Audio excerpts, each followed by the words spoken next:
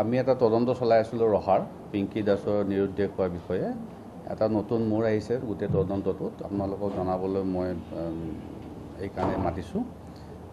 পিংকি দাস এতিয়া জীৱিত আছে, আমি এইমাত্ৰ উদ্ধাৰ কৰিলোঁ তেওঁ গুৱাহাটীত। আৰু পিংকি দাসৰ যোনদিনাখন নিৰুদ্দেশ হৈছিলে 11 তাৰিখে, নিৰুদ্দেশ হোৱাৰ পিছত তেওঁ ৰাতি ট্ৰাক এখনত উঠি ৰাহুল সিং বুলি এজন ব্যক্তিৰ লগত তেওঁ গুৱাহাটী পাইছিলেগৈ। আৰু দুদিন গুৱাহাটীত আমি যিজন এৰেষ্ট কৰিলোঁ যোৱাকালি তেওঁলোকৰ লগত আছিলে। তাৰপিছত তেওঁ গৈ পেলাই গটংগা বুলি যিটো আমাৰ গড়চুক থানাৰ আণ্ডাৰত তাতে আপোনাৰ পম্পী দলে বুলি মহিলা এগৰাকীৰ ঘৰত তেওঁ আশ্ৰয় লৈ আছিলে। এতিয়া 10-15 মিনিট আগতে আমি তেওঁক উদ্ধাৰ কৰোঁ জীৱিত হিচাপে। আৰু যেতিয়া ডেড বডিটো ইয়াত আমি উদ্ধাৰ কৰিছিলোঁ 11 তাৰিখে নিশা, তেতিয়া পিছদিনাখন ৰাতিপুৱা তেওঁৰ দেউতাক, মাক, তাৰপিছত তেওঁৰ মামাক আৰু ওচৰৰে ব্যক্তি নেইবাৰ তেওঁলোকে আহি আইডেণ্টিফাই কৰিছিলে। আপোনালোককো প্ৰেছ বাইট দিছিলে যে আমাৰে ছোৱালী ইত্যাদি। গতিকে আমি তেতিয়াৰ পৰা অকণমান বস্তুটো সন্দেহত আছিলে আমাৰ, আৰু আমি সেইকাৰণে DNA কালেক্ট কৰি থৈছিলোঁ। আৰু এতিয়া যিটো পিংকি দাসৰ উদ্ধাৰ হ'ল, গতিকে বৰ্তমান যিটো মৃতদেহ আছিলে, যিটো আপোনাৰ পিংকি দাসৰ পৰিয়ালে নি সৎকাৰ কৰিলে, সেই মৃতদেহটোৰ DNA পৰীক্ষা আমি কৰাব লাগিব। আপোনালোকৰ চেনেলৰ মাধ্যমেৰে আমি সকলোকে এইটো আহ্বান জনাম যাতে আপোনালোকে আৰু আইডেণ্টিফাই কৰাৰ কাৰণে পাব্লিচিটি কৰে। এইটো নগাঁৱৰ হ'ব নালাগে, কাৰণ নগাঁও হ'লে ইমান দিনে অভিভাৱক ওলালেহেঁতেন, হয়তো বাহিৰৰ কোনোবা জিলাৰ হ'ব পাৰে। গতিকে আমি মৃতদেহ সৎকাৰ কৰাৰ আগতে যিবিলাক আমি আইডেণ্টিফিকেশ্যন কৰাইছিলে, তেওঁৰ মাক মীনাক্ষী দাসে কৰিছিলে, মনমোহন দাসে কৰিছিলে, দেউতাক বিকাশ দাস, তেওঁৰ মমায়েক হয় মাইনু দাস, তেওঁৰ মাহীয়েক হয় উৎপল দাস, তেওঁৰ সম্পৰ্কীয় হয়। গোটেইখিনি মানুহে তেওঁলোকে আইডেণ্টিফাই কৰি আপোনালোককো প্ৰেছ বাইট দি ইয়াৰ পৰা লৈ গৈছিলে।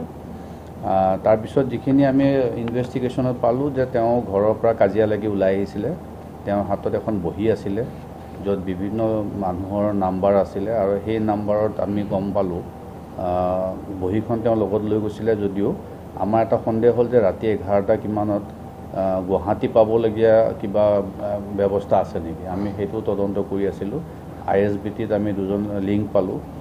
তেওঁ নিজৰ মোবাইলটো ব্যৱহাৰ কৰা নাছিলে, যিটো ঘৰৰ পৰা লৈ গৈছিলে। তেওঁ য'ৰ-ত'ৰ পৰা মোবাইল ব্যৱহাৰ কৰি আছিলে, যাকে পায় তাৰ পৰাই ব্যৱহাৰ কৰি আছিলে। আৰু তেনেকৈ আমি গোটেই বস্তুটো আমি চালি জাৰি চাই গম পালোঁ যে ইয়াৰ পৰা ট্ৰাকত উঠি তেওঁ ৰাহুল সিঙৰ লগত গৈছিলে। ৰাহুল সিং এজন উত্তৰ প্ৰদেশৰ ব্যক্তি, আৰু তেওঁৰ লগত ট্ৰাকত যোৱা ফটোগ্ৰাফো আমি পাইছোঁ। সেইখিনি তাত উঠি যোৱাৰ পিছত তেওঁ ISBTত নামিলে। ISBTত আমি যি দুজন এৰেষ্ট কৰিছোঁ, তেওঁলোকৰ লগত দুদিন আছিলে ISBTত। তাৰপিছত তৃতীয় দিনাখন তেওঁ নিৰুদ্দেশ হ'ল। নিৰুদ্দেশ হোৱাৰ পিছত পম্পী দলেৰ ভায়েক সমৰজিৎ দলে তেওঁ অ'টো চলাই তেওঁ ছোৱালীজনীক পাই পেলাই তেওঁৰ ঘৰত লৈ আশ্ৰয় দিছিলে। এতিয়া বৰ্তমান তেওঁ জীৱিত আছে। আমাৰ OC সদৰ তেওঁ তাতে আছে, তেওঁ লৈ আহি আছে ছোৱালীজনী। অলপ 1 ঘণ্টামান পিছত হয়তো ৰহা পাবহি। এতিয়া বাকী থাকিলে যিজন ইয়াত আমি মৃতদেহ পাইছিলোঁ, যিগৰাকী তাৰ আমি DNA পৰীক্ষাৰ কাৰণে প্ৰিজাৰ্ভেশ্যনৰ কাৰণে আমি ৰখা হৈছে। আমি আপোনালোকৰ চেনেলৰ মাধ্যমেৰে আহ্বান জনাম যাতে আপোনালোকে অলপমান ফটোখন পাব্লিচিটি দিয়ে, আৰু কোনোবা যদি আমাক কণ্টেক্ট কৰে আমি তেতিয়াহ'লে আৰু তদন্তটো আগুৱাই লৈ যাবলৈ সুবিধা হ'ব। ইতিমধ্যে আমি সেইটো তদন্ত চলাই ৰাখিম, সেইটো বন্ধ নহ'ব। তাৰ কাৰণে এটা বেলেগ কেছ আমি ৰেজিষ্টাৰ কৰাই আছিলে নগাঁও সদৰ থানাত, আৰু এই নিৰুদ্দেশৰ কেছটো আমাৰ ৰহা থানাত আছিলে। তো ইমানখিনি মোৰ ক'বলগীয়া। আৰু 1-1.5 ঘণ্টা গটংগা গড়চুক গুৱাহাটী। সেইটো মই আপোনালোক আহ্বান জনাইছোঁ যে এইটো আপোনালোকে পাব্লিচিটি দিয়ক। আমি DNA ৰাখিছোঁ, যদি কোনোবাই আহি ক্লেইম কৰে যে আমাৰ হয় তেতিয়া আমি DNA এক্সাম কৰাব পাৰিম। কিন্তু আমাৰ এইটো তদন্ত থাকিবই, তদন্তটো আমি বন্ধ নকৰোঁ যাতে ইয়াত কোনে হত্যা কৰি তেওঁক পলাই থৈ গ'ল।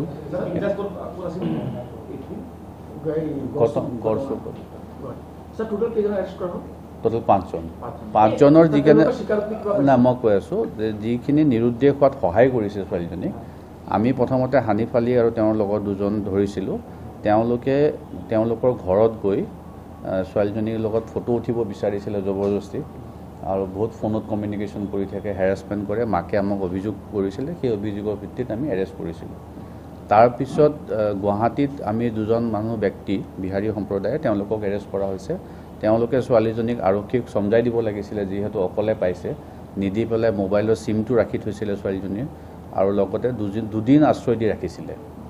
আৰু তেওঁলোকৰ কৰ্তব্য আছিলে যে এনেকুৱা যদি এজনী ছোৱালী পায়, তাকো মাইনৰ, তেওঁলোকে লগে লগে থানাত বা ওচৰত পুলিচক জনাই দিব লাগিছিল। আৰু ISBTত পুলিচ থানাও আছে। তো সেইটো নকৰিলে তেওঁলোকে আৰু দুদিন ৰাখি আশ্ৰয় দি তাৰপৰা তেওঁলোকৰ হেৰিৰ পৰা আকৌ নাইকিয়া হ'ল। আকৌ ৰাহুলৰ লগত কমিউনিকেশ্যন হ'ল। ৰাহুলক এৰেষ্ট কৰা হৈছে। আৰু ৰাহুলৰ লগত আমি গাড়ীত যেতিয়া লৈ গৈছে ইয়াৰ পৰা গুৱাহাটীত, তো ৰাহুলৰ লগত তেওঁৰ আমি ফটোগ্ৰাফো পাইছোঁ, যিখিনি অকণমান ইয়াত মই ক'ব দিগদাৰী পাইছোঁ।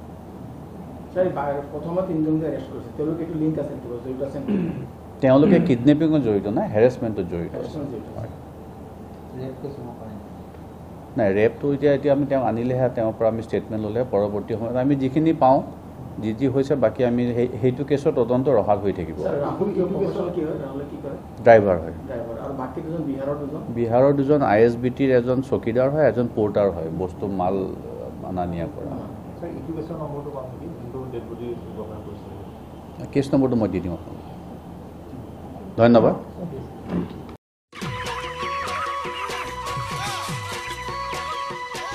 অতি কম দিনতেই একোটা এনেকুৱা হৈ যায়। মই যে বিয়মৰ দানা খুৱাওঁ, আপোনালোকেও বিয়মৰ দানা খুৱাওক আৰু কম দিনতেই অধিক মুনাফা লাভ কৰক।